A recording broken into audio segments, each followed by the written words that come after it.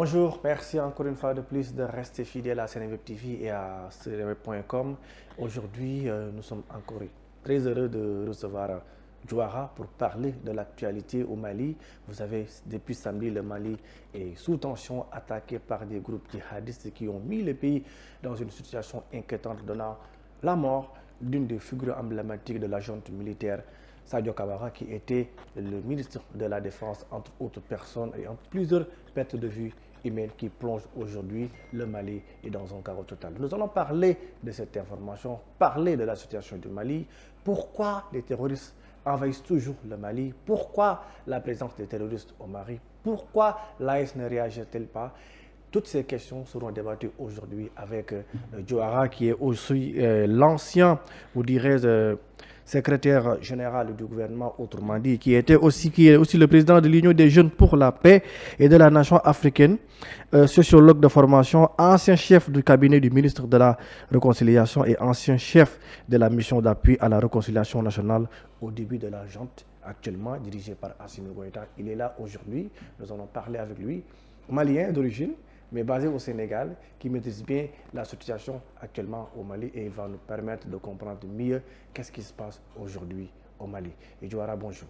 Bonjour. Merci d'avoir accepté notre invitation. C'est moi qui vous remercie. Comme vous le constatez, nous allons parler de votre pays aujourd'hui, le Mali, qui est aujourd'hui dans une situation inquiétante avec des attaques terroristes perpétrées par des Touaregs affiliés avec des rebelles. Alors vous, en tant que Malien aujourd'hui, en tant qu'un spécialiste aussi de la géopolitique de votre pays, qu'est-ce que vous pouvez nous dire par rapport à cette situation? Merci beaucoup. Permettez-moi d'abord d'apporter un rectificatif oui. dans ma présentation. Je n'ai pas été secrétaire général du gouvernement. J'ai été chef de cabinet du ministre de la Réconciliation et chef de la mission d'appui à la réconciliation. Merci beaucoup pour les éclaircissements. Voilà. Ceci dit, c'est un moment grave de deuil. Ouais. La perte du ministre Sadio Kamara, le général de corps d'armée Sadio Kamara, est une perte extrêmement lourde pour le Mali, pour le peuple malien, particulièrement pour la grandeur de l'homme, la grandeur de son œuvre, la grandeur de son patriotisme. C'est un homme qui s'est constitué en un pilier central pour l'ensemble du peuple malien. À la fois un pilier moral, un homme à l'intégrité indiscutable, aussi un pilier au niveau de l'armée, en tant que référence. Dans sa carrière militaire déjà, il était un modèle, une référence de bravoure, d'expertise en termes de stratégie militaire, de performance également dans l'ensemble des missions qu'il a eu à conduire. En tant que ministre de la Défense, il a pratiquement reconstruit l'armée, rééquipé, réorganisé et assumé le leadership sous, bien entendu, le commandement du président Assimi Goïta, on va dire, de la montée en puissance de l'armée et de la reconquête du territoire national. Donc sa perte aujourd'hui est une perte lourde, lourde pour le Mali, en symbolique, mais aussi dans les cœurs, quoi. Donc je voudrais vraiment commencer par présenter mes condoléances au peuple malien et demander à l'ensemble de téléspectateurs de se joindre à nous pour prier pour le repos de son âme. Effectivement. Merci beaucoup. Ceci dit, les opérations qui ont eu lieu le samedi 25, la matinée du samedi 25, jusqu'à hier, ont été une opération de vaste envergure, coordonnée sur plus de 2000 km sur le territoire national, avec, si j'en crois certains communiqués qui ont été faits par certains des acteurs, plus de 12 000 hommes engagés dans le combat. À en croire plus précisément le communiqué de Africa Corps, qui a été publié. Donc c'est une opération vraiment de très grande envergure avec des implications importantes, à l'extérieur du pays, de certains États, sans pouvoir précisément les citer. Mais fort heureusement, l'armée malienne a su, de façon prompte, organiser une riposte cinglante, une riposte sûre, qui a permis de rapidement reprendre le contrôle de Kati, qui est la principale ville garnison, de stabiliser la situation à Bamako, même si les opérations de ratissage se poursuivent pour arrêter les quelques éléments qui restent encore non récupérés, qui sont fondus dans la masse. Donc les opérations se poursuivent. Dans la région de Mopti, les combats ont duré plus longtemps, mais la ville a été, la région a été maîtrisée. La situation est sous contrôle. Dans la région de Gao, ça a duré quelques heures, même pas beaucoup. Les troupes ont été repoussées de la ville, même si, bon, oui, ils ont pu abattre un hélicoptère, et ça encore avec des moyens, des armes anti-aériennes assez modernes quand même, dont on s'interroge comment des groupes terroristes ont pu se procurer de tels équipements. Mais bon, bref, c'est la guerre. Voilà. Mais bon, ils ont pu être contenus et repoussés. D'accord. Maintenant, l'épilogue, c'est au niveau de Kidal, où la situation est un peu plus compliquée. On a assisté au retrait de l'Africa Corps, donc, qui est redescendu sur Gao. Les troupes maliennes qui étaient à l'intérieur de la ville de Kidal, je parle de la ville de Kidal, pas la région, la ville de Kidal, se seraient repliées sur Anefif en attendant le redéploiement. Des opérations aériennes ont été conduites sur le terrain par les forces maliennes, mais aussi, semble-t-il, par la force unifiée de l'AES, avec des avions qui auraient décollé depuis Niamey. Voilà, donc pour intervenir, mais on attend encore de savoir quel est l'état d'évolution concrète de la situation. Mais qui sont ces assaillants? Qui sont ces terroristes? Qui sont ces gens qui veulent envahir le Mali? Qui sont ces gens qui sont souvent en train d'attaquer et perpétrer des attaques contre le gouvernement malien? Alors d'abord, il faut savoir que le Mali traverse une longue crise presque depuis son accession à l'indépendance. C'est bien de rappeler à l'opinion publique que d'abord il y a deux composantes pour ce qui concerne les acteurs officiels. Donc la première composante c'est le JNI, donc qui est Al-Qaïda au Maghreb islamique. Et la deuxième composante, c'est le FLA, qui est une énième, on va dire, rebaptisation, reconfiguration des groupes rebelles, majoritairement Touareg, parce que pas seulement Touareg, mais majoritairement Touareg, au nord du Mali. Alors, quand on prend ces deux dimensions, d'abord, il faut rappeler que les FLA, donc c'est cette rébellion armée, commence au Mali en fin 1962, pour glisser dans l'année 1963. Ça veut dire 2 à 3 ans après l'accession à l'indépendance du Mali. Une riposte première a lieu, essentiellement militaire, avec quelques petites négociations par l'entremise de l'Algérie pour l'extradition de certains des leaders rebelles qui étaient partis en Algérie, et une stabilité qui va avoir lieu jusqu'en 1990. En 1990, alors, une nouvelle rébellion se déclenche avec l'attaque de la gendarmerie de Menaka le 14 juin par le mouvement populaire de libération de l'Azawad. Mais cette rébellion, elle est la résultante de plusieurs changements majeurs qui ont eu lieu dans la région. D'abord, les sécheresses de 1973 et de 1984, au cours desquels le colonel Kadhafi, à l'époque, récupère une partie importante des jeunes Touaregs au nord du Mali, du Niger, pour les amener en Libye. Il est formé pendant 2 ans et demi à Beni Walid, constituer la Légion verte et les utiliser dans les guerres qu'il faisait contre le Liban et contre le Tchad. À l'issue de ça, au moment où la pression internationale était forte sur lui, il estime qu'il était nécessaire d'aller vers une force régionale qui le sécurise, et donc il lance l'initiative du projet de l'Union du Maghreb arabe. Et quand il lance ce processus, il libère ces jeunes combattants pour leur dire d'aller au Mali et au Niger revendiquer leurs terres, qui sont la bande saharienne, sahélo-saharienne, qui n'est pas arabo-berbère. Alors donc il leur demande de venir faire la rébellion. C'est pourquoi la rébellion se déclenche simultanément au nord du Mali et du Niger par les éléments venus de la Libye.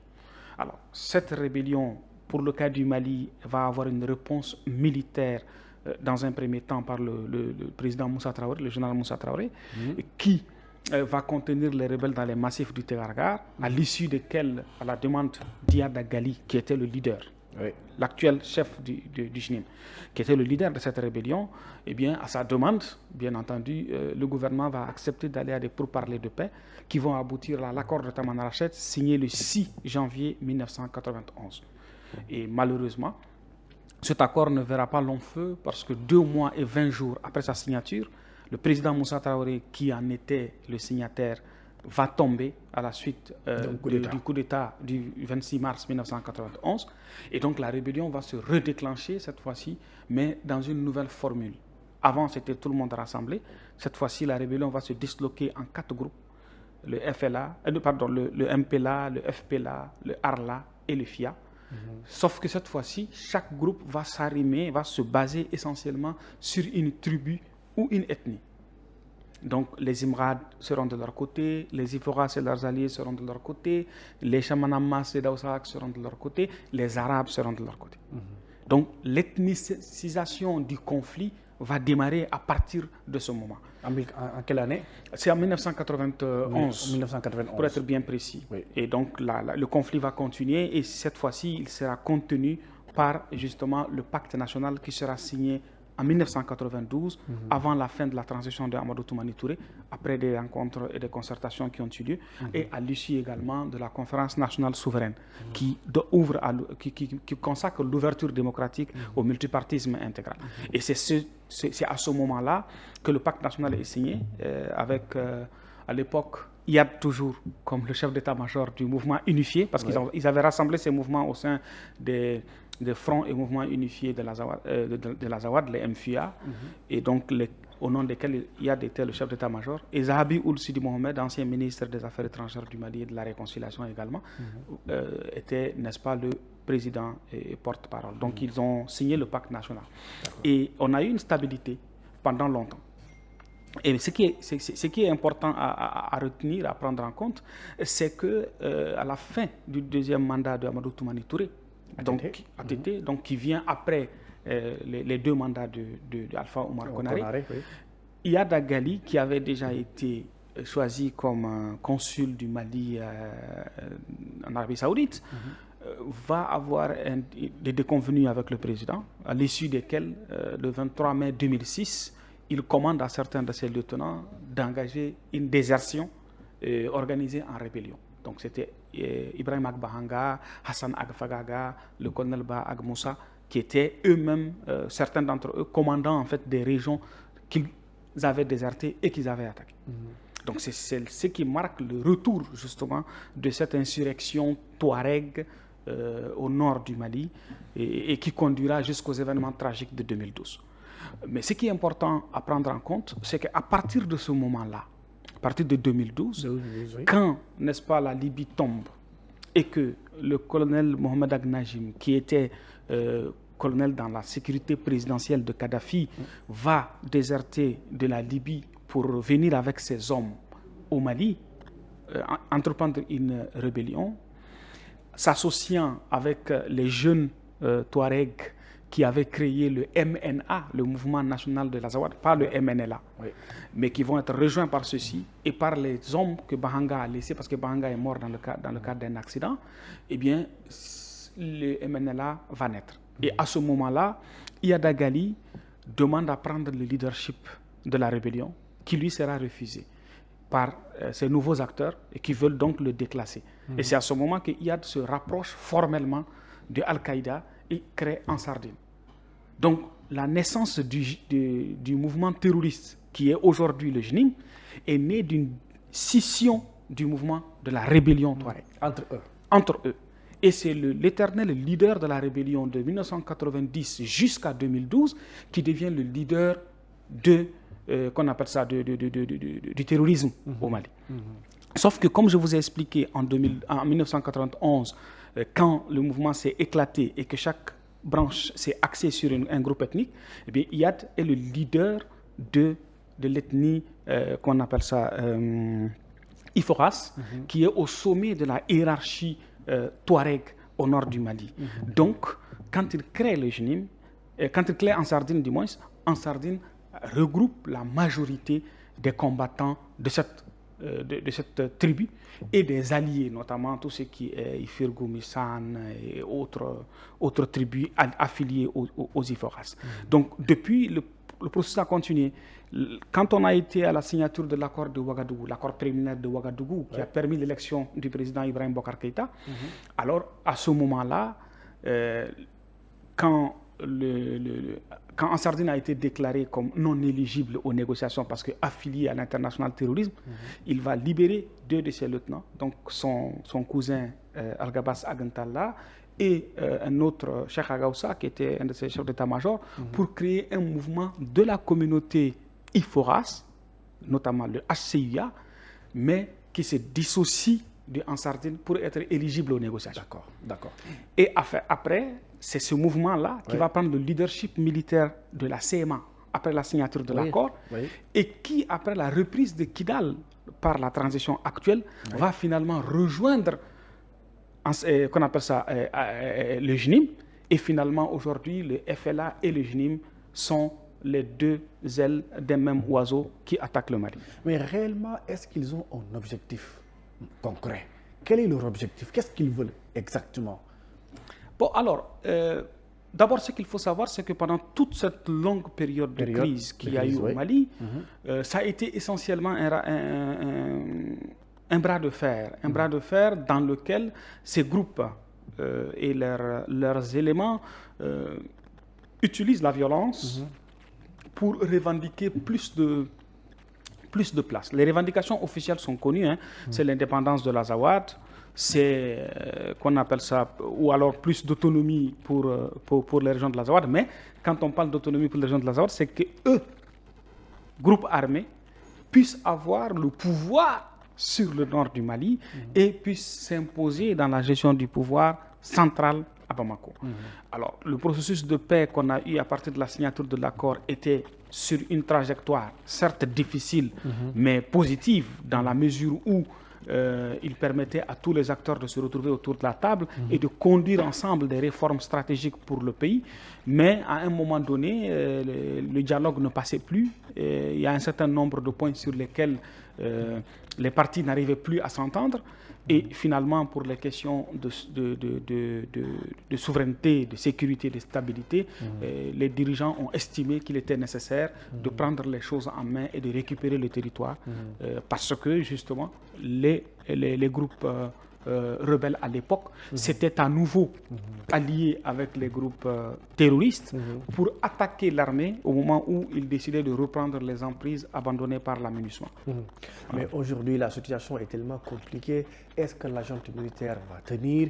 Est-ce qu'Assimi Goïta va réussir à contrôler le pays puisque le ministre de la Défense a été tué à cause de ces attaques? Est-ce qu'aujourd'hui, l'agent arrivera à tenir debout? Alors, premièrement, ce qu'il faut dire, c'est que le ministre de la Défense, comme je l'ai dit au début de cette émission, est un élément central, un pilier central. Pour autant, il est un élément parmi, déjà parmi les 5, il est un élément. Et il faut se rappeler que cette équipe est constituée quand même des officiers supérieurs venus de chaque corps. C'est vrai que lui, il vient de la garde nationale, mais la base de l'armée, ça reste l'armée de terre. Et on a l'armée de l'air, on a d'autres corps de l'armée qui sont représentés. Et je ne pense pas que la mort, aussi tragique soit-elle du ministre de la Défense, suffise pour sonner le glas du régime actuel au Mali. Ça, c'est très clair. Deuxièmement, ce n'est pas que les 5 qui tiennent le Mali, c'est quand même tout un processus qui a eu lieu du 18 août 2020 à nos jours, qui a constitué un appareil d'État structuré, élaboré, organisé. D'ailleurs, ce que l'armée malienne a démontré à l'occasion de ces événements tragiques, c'est que désormais le Mali dispose véritablement d'une armée capable de faire face à une attaque aussi complexe, coordonnée que celle qui a été menée. Même si... mais pourtant, on assiste à des ravages. À des ravages? Oui. Non, on a perdu le ministre de la Défense. Oui. Il y a eu des gens qui ont été touchés. il est difficile pour tout État d'éviter d'être surpris. Ça, c'est vrai. Ça, c'est très clair. Surtout qu'il ne faut pas oublier que le Mali fait face à des fils du Mali. Que ce soit les groupes rebelles ou que ce soit les groupes terroristes, ce sont des Maliens. Des Maliens dont une bonne partie ont été des militaires et des hauts gradés dans l'armée. Et qui connaissent bien le pays. Qui ont servi dans toutes ces positions qui ont été attaquées. Et il ne faut pas oublier également que le ministre de la Défense a été attaqué à son domicile à 5 h du matin. Par quoi? Par un camion citerne piégé. Juste pour vous permettre de situer le contexte. Le ministre habite à Kati. Tout le monde parle de Kati comme une ville garnison. Mais dans l'expression ville garnison, les gens retiennent garnison et ils oublient ville. C'est une garnison, mais c'est une garnison en même temps ville. Elle ne peut donc pas être soumise à la rigueur des contrôles d'entrée et de sortie qui sied à une garnison tout court. Parce que c'est une ville habitée par des milliers de citoyens civils qui ont leur activité normale. Deuxième position, c'est que Kati est la porte d'entrée de Bamako. Tout l'approvisionnement qui vient du Mali, qui vient du Sénégal, du port de Dakar, parce que le Mali est enclavé, et c'est à partir du Sénégal qu'on est approvisionné majoritairement depuis la crise ivoirienne qui a eu lieu dans les années 2000, eh bien, tout cet approvisionnement, particulièrement en carburant, qui est porté par des camions citernes, passe par Kati. Donc, il était tout à fait possible de dissimuler un tel dispositif jusqu'à arriver, n'est-ce pas, au niveau du domicile du ministre en question. Et il est difficile de riposter à un attentat kamikaze d'un véhicule piégé. Qu'on soit aux États-Unis ou qu'on soit n'importe où, ce risque reste un risque réel. Là où on peut évaluer la performance de l'armée malienne, c'est sa capacité à riposter rapidement sur autant de fronts, sur une si longue distance et avec des effectifs aussi importants. Et de les repousser. Et ils ont été repoussés assez rapidement. Kati, déjà dans la matinée, était sous contrôle. Même si les opérations de ratissage continuent. L'aéroport n'a jamais pu être touché. C'est vrai que le camp de chez nous a été attaqué, mais l'aéroport n'a jamais été touché. Et la riposte a été immédiate. Et la tentative de prise du palais présidentiel a échoué. Et le président a pu être exfiltré sans être touché. Comment on appelle ça? Les villes principales de Gao, parce que Gao a été attaqué, en quelques heures, Gao a été récupéré. Enfin, ça n'a même pas été pris, en fait. Ils ont été chassés de la ville, ils ont été combattus et chassés de la ville. Les combats ont été plus longs à Mopti, comme je le disais. Mais Mopti également a été pris sous contrôle. Maintenant, là où ça a été un peu plus compliqué, c'est Kidal.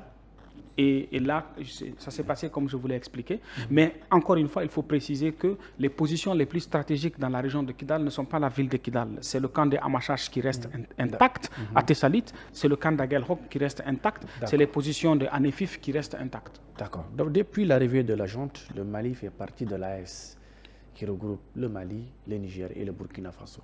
Mais aujourd'hui, face à cette situation, on s'est rendu compte que carrément les autres pays de l'AES ne réagissent pas pour apporter leur soutien militaire au Mali. Donc, l'AES a-t-elle toujours sa raison d'exister?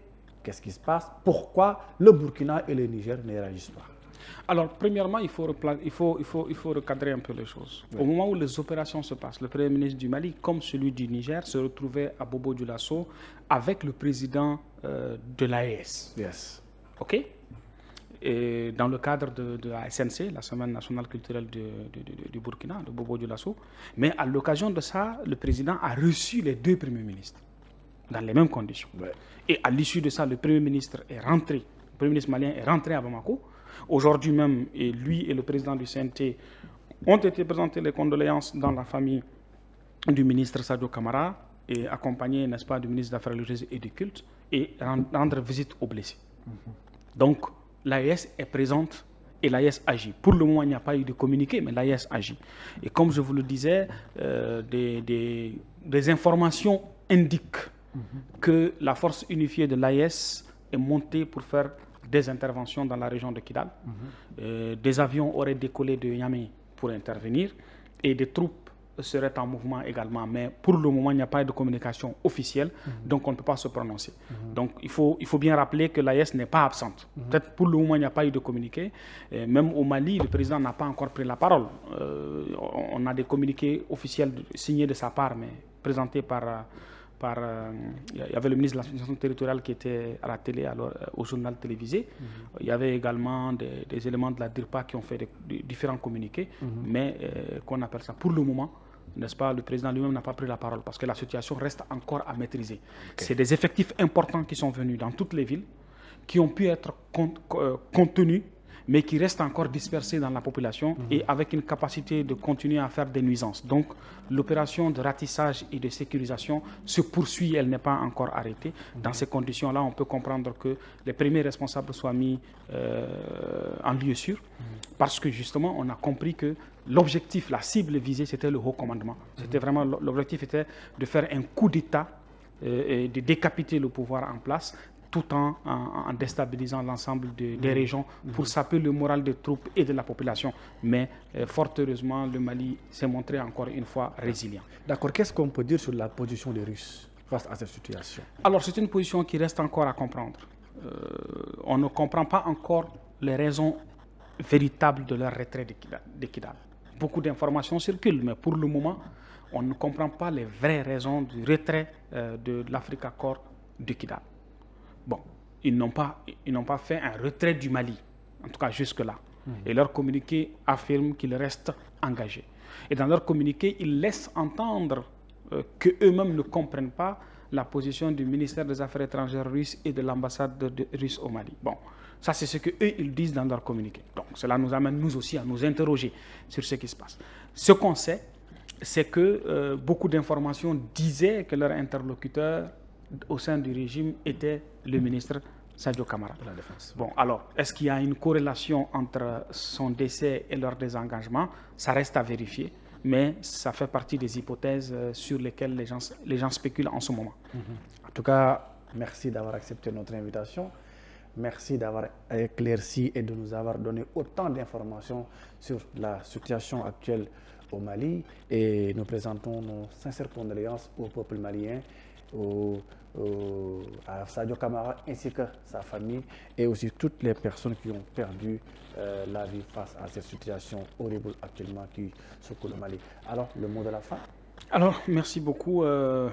Encore une fois, c'est vraiment rendre hommage au grand martyr de la patrie, le général de corps d'armée Sadio Camara, qui vient de nous quitter dans ces conditions tragiques. Ouais. Il aura tenu jusqu'au bout son engagement et son serment de servir la patrie jusqu'à son dernier souffle. Et avec lui, l'ensemble des hommes et des femmes qui sont tombés en défendant le drapeau, en défendant la patrie. Et en dernier mot, je voudrais m'adresser à l'ensemble de mes compatriotes maliens pour leur dire que le moment est grave, mais c'est en des moments comme ça que le peuple malien sait se rassembler, sait faire dépassement des divergences et des fissures pour se rassembler autour de l'essentiel et constituer une ceinture de défense et de sécurité civile et militaire pour le Mali. J'en appelle à cet esprit de rassemblement, à cet instinct de défense et de survie nationale qui est conforme à l'histoire du Mali et à la dignité de l'homme malien. C'est vraiment les mots que je voudrais adresser en dernière position et remercier Seneweb pour ce temps d'antenne accordé et l'ensemble des téléspectateurs qui nous suivent et en les demandant de prier pour le retour de la stabilité au Mali, au Sahel et dans l'ensemble du continent africain. Merci beaucoup Mohamed Jouara. Je rappelle que vous êtes le président de l'Union des jeunes pour la paix et la nation africaine. Vous êtes sociologue de formation, en même temps ancien chef de cabinet du ministre de la Réconciliation et ancien chef de la mission d'appui et à la réconciliation installée depuis l'arrivée de la junte militaire. En tout cas, merci d'avoir accepté notre invitation. Nous vous donnons rendez-vous très prochainement ici sur Seneweb. Merci beaucoup à vous, chers téléspectateurs, de nous avoir octroyé votre aimable attention. Nous vous donnons rendez-vous très prochainement ici sur Seneweb avec notre invité. Merci et à bientôt.